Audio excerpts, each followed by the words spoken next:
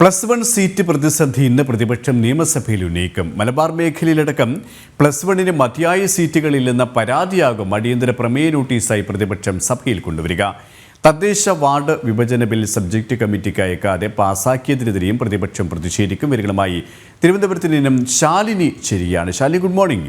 ഇന്ന് നിയമസഭയിൽ ഈ +1 സീറ്റുമായി ബന്ധപ്പെട്ട്, പ്രത്യേകിച്ച് മലബാറിലെ പ്രതിസന്ധിയുമായി ബന്ധപ്പെട്ട വിഷയം അടിയന്തര പ്രമേയമായി കൊണ്ടുവരാൻ തന്നെയാണോ സാധ്യത? ഒപ്പം ഇന്നലെ പല വിഷയങ്ങളിലും സഭ പ്രക്ഷുബ്ധമായിരുന്നു. ഇത്തരത്തിൽ പ്രക്ഷുബ്ധമായ ഒരു സഭ തന്നെയാണ് നമുക്ക് ഇന്നും കാണാൻ സാധിക്കുക. അത്തരത്തിലുള്ള ഒരു നീക്കം തന്നെയാണ് പ്രതിപക്ഷത്തിൻ്റെ ഭാഗത്തിനും ഉണ്ടാവുക, അല്ലേ?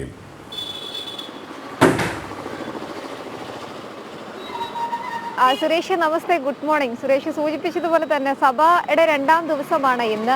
ഈ രണ്ടാം ദിവസവും സഭ പ്രക്ഷുബ്ധമാകുമെന്നുള്ളതിൽ സംശയമില്ല.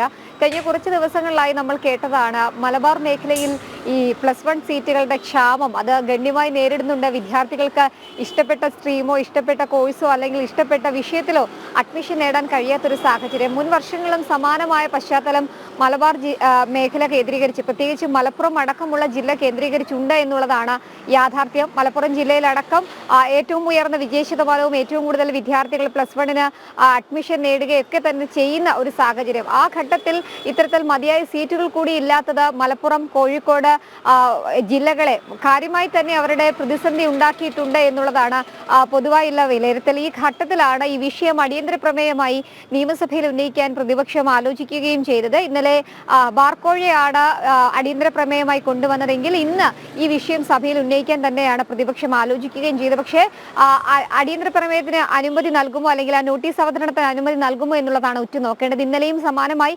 ബാർക്കോഴ വിഷയത്തിൽ അടിയന്തര പ്രമേയ നോട്ടീസിന് അനുമതി സ്പീക്കർ നിഷേധിക്കുന്ന ഒരു സാഹചര്യം ഉണ്ടായിരുന്നു. പിന്നീട് പ്രതിപക്ഷം നടുത്തളത്തിലിറങ്ങി പ്രതിഷേധിക്കുകയും സ്പീക്കറുടെ ചേംബർ മറച്ചുകൊണ്ടുള്ള പ്ലക്കാർഡുകൾ ഉയർത്തി പ്രതിഷേധം ശക്തമാക്കുന്ന ഒരു സാഹചര്യം ഉണ്ടായിരുന്നു. സമാനമായ രീതിയിലേക്ക് ഇന്നും സഭ പോകുമെന്നുള്ളതിൽ സംശയമില്ല. രണ്ടാം ദിവസമാണ്.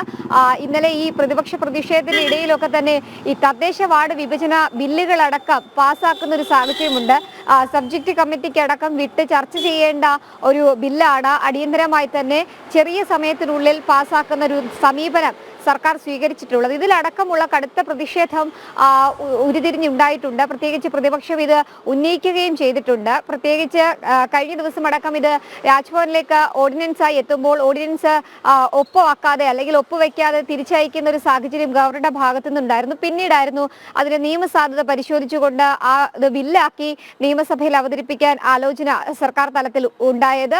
അതിന്റെ പശ്ചാത്തലത്തിൽ അത് അവതരിപ്പിക്കുകയും ചെയ്തു. പക്ഷേ അത് മതിയായ ശ്രദ്ധ നൽകാനോ അല്ലെങ്കിൽ മതിയായ രീതിയിൽ ചർച്ച ചെയ്യാനോ തയ്യാറായിരുന്നില്ല എന്നുള്ളതാണ് ഭരണപക്ഷം സ്വീകരിച്ച നടപടി. ഇതിൽ ഇന്നും സഭയ്ക്കുള്ളിൽ പ്രതിഷേധമുണ്ടാകാനുള്ള സാഹചര്യമുണ്ട്. ഒപ്പം തന്നെയാണ് ബാർക്കോഴ അഴിമതി വലിയ രീതിയിൽ ചർച്ചയാകുന്ന ഒരു സാഹചര്യം. ബാർക്കോഴയിൽ സഭയ്ക്കകത്ത് UDF പ്രതിഷേധം ശക്തമാക്കുന്നതോടൊപ്പം തന്നെ സഭയ്ക്ക് പുറത്തേക്കും കോൺഗ്രസിന്റെ യുവജന സംഘടനകൾ പ്രതിഷേധവുമായി എത്തുമെന്നുള്ളതാണ് അറിയിക്കുന്നത്. രാവിലെ 11 മണിയോടുകൂടി നിയമസഭയിലേക്ക് യൂത്ത് കോൺഗ്രസിന്റെ ഭാഗമായി യൂത്ത് കോൺഗ്രസിന്റെ നേതൃത്വത്തിൽ പ്രതിഷേധ മാർച്ച് സംഘടിപ്പിക്കും. ഈ ബാർക്കോഴയുമായി ബന്ധപ്പെട്ട വലിയ രീതിയിലുള്ള വിമർശനങ്ങളാണ് ഉയർന്നുകൊണ്ടിരിക്കുന്നത്. വലിയ പ്രതിരോധത്തിലായി കഴിയുമ്പോഴും ഇന്നലെ MP രാജേഷിന്റെ വാക്കുകളടക്കം ഒരു സ്വയം പ്രതിരോധം തീർക്കാനുള്ള CPM-നെയും മുന്നണിയും പ്രതിരോധം തീർക്കാനുള്ള ശ്രമങ്ങളൊക്കെ അദ്ദേഹത്തിന്റെ ഭാഗത്തിനും ഉണ്ടായിട്ടുണ്ട്. പക്ഷേ അതൊക്കെയും വിഫലമാകുന്ന കാഴ്ചകളും കാണുകയാണ്. കൃത്യമായ ചോദ്യങ്ങൾക്ക് കൃത്യമായ വ്യക്തമായ മറുപടി നൽകാൻ പോലും കഴിയുന്നില്ല. ഇത്തരത്തിൽ പ്രതിഷേധം വരും ദിവസങ്ങളിൽ ശാലിനി പറഞ്ഞതുപോലെ തന്നെ സഭയ്ക്ക് അകത്തും പുറത്തും ഒരുപോലെ ശക്തമാക്കാൻ തന്നെയാണ് പ്രതിപക്ഷത്തിന്റെ തീരുമാനം. അങ്ങനെയാണെങ്കിൽ വരും ദിവസങ്ങളിലൊക്കെയും വിവിധ വിഷയങ്ങളിലടക്കം പ്രത്യേകിച്ച് ഈ ബാർക്കോഴ വിഷയത്തിൽ സഭ കൂടുതൽ പ്രക്ഷുബ്ധമാകാനുള്ള ഒരു സാധ്യതയുമാണ് മുന്നിലുള്ളത്, അല്ലേ?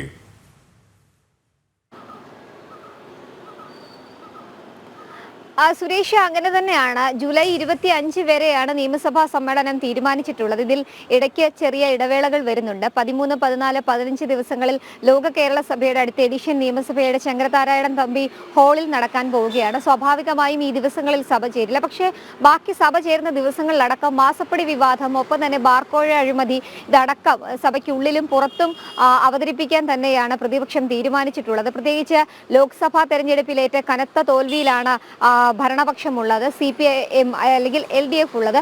സ്വാഭാവികമായും ആ ഒരു തോൽവിയിൽ നിന്ന് കരകയറാൻ അവർ ശ്രമം നടത്തുന്നതിനിടയിൽ തന്നെയാണ് ഇത്തരത്തിൽ സർക്കാരിനെതിരെ കടുത്ത പ്രതിരോധം തീർക്കാൻ പ്രതിപക്ഷം ആലോചിക്കുകയും ചെയ്തത്. വലിയ വിജയം നേടിയ ഒരു ആത്മവിശ്വാസത്തിൽ തന്നെയാണ് പ്രതിപക്ഷ MLA-മാരെല്ലാം തന്നെ നിയമസഭയിൽ ഉള്ളത് എന്നുള്ളതാണ് ഏറ്റവും ശ്രദ്ധേയമായിട്ടുള്ള കാര്യം. ഇന്നലെ ബാർക്കോഴിയിൽ സഭ പ്രക്ഷുബ്ധമാകുന്ന സാഹചര്യം, ഒപ്പം തന്നെ പല ബില്ലുകളും ഇത്തരത്തിൽ തിരക്കിട്ട് പാസ്സാക്കേണ്ട ഒരു സാഹചര്യം.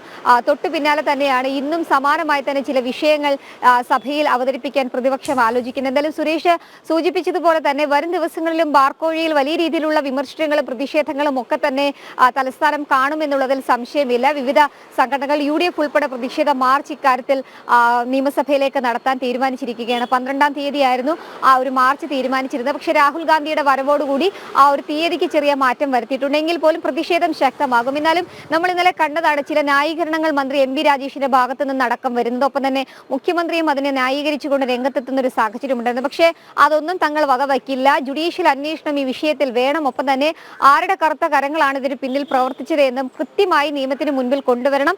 അഴിമതി നിരോധന നിയമപ്രകാരം തന്നെ കേസെടുത്ത് അന്വേഷണം ആരംഭിക്കണം എന്നുള്ളതാണ് പ്രതിപക്ഷ ആവശ്യം. ഏതായാലും ആ ആവശ്യം സർക്കാർ അംഗീകരിക്കുമോ എന്നുള്ളതാണ് കണ്ടറിയേണ്ടത്. എന്തായാലും 12-13 തീയതികളിൽ പുതിയ മദ്യനയവുമായി ബന്ധപ്പെട്ട ചർച്ചകളും യോഗങ്ങളും ഒക്കെ നടക്കാനിരിക്കുന്നു എന്നുള്ളതാണ് ഇന്നലെ MB രാജേഷ് നിയമസഭയിൽ അറിയിച്ചിട്ടുള്ളത്. ഒരുപക്ഷെ അതിലേതെങ്കിലും തരത്തിലുള്ള തീരുമാനം വരികയാണെങ്കിൽ ഈ സമ്മേളന കാലയളവിൽ തന്നെ വലിയ രീതിയിലുള്ള പ്രതിഷേധത്തിലേക്കും ഒപ്പം തന്നെ പ്രതിപക്ഷ പ്രതിഷേധങ്ങൾക്കും നിയമസഭയ്ക്ക് അകത്തവും ഒപ്പം തന്നെ നിയമസഭയ്ക്ക് പുറത്തും സാക്ഷ്യം വഹിക്കും എന്നുള്ളതിൽ സംശയമില്ല. എന്തായാലും ഇന്നും സഭ വിവിധ വിഷയങ്ങളിൽ പ്രക്ഷുബ്ധമാകാനുള്ള സാധ്യതയുണ്ട്.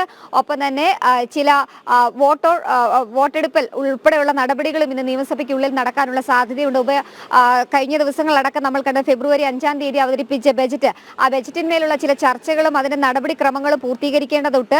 ഒപ്പം തന്നെ ബജറ്റിലെ ധനാഭ്യർത്ഥനകളിന്മേലുള്ള ചർച്ചയും വോട്ടെടുപ്പും ഇന്ന് നിയമസഭയിൽ നടക്കും. അതും പ്രധാന അജണ്ടയായിട്ടുണ്ട്. എന്തായാലും ഇതൊക്കെ സമാധാനപരമായി നിയമസഭയ്ക്കുള്ളിൽ നടക്കുമോ എന്നുള്ളതാണ് വരും മണിക്കൂറിൽ കണ്ടറിയേണ്ടത്. എന്തായാലും ലോക്സഭാ തെരഞ്ഞെടുപ്പിൽ നേടിയ വിജയത്തിന്റെ ആത്മവിശ്വാസത്തിൽ കടുത്ത പ്രതിഷേധം സർക്കാരിനെതിരെ തീർക്കാൻ തന്നെയാണ് പ്രതിപക്ഷം ആലോചിക്കുന്നത്.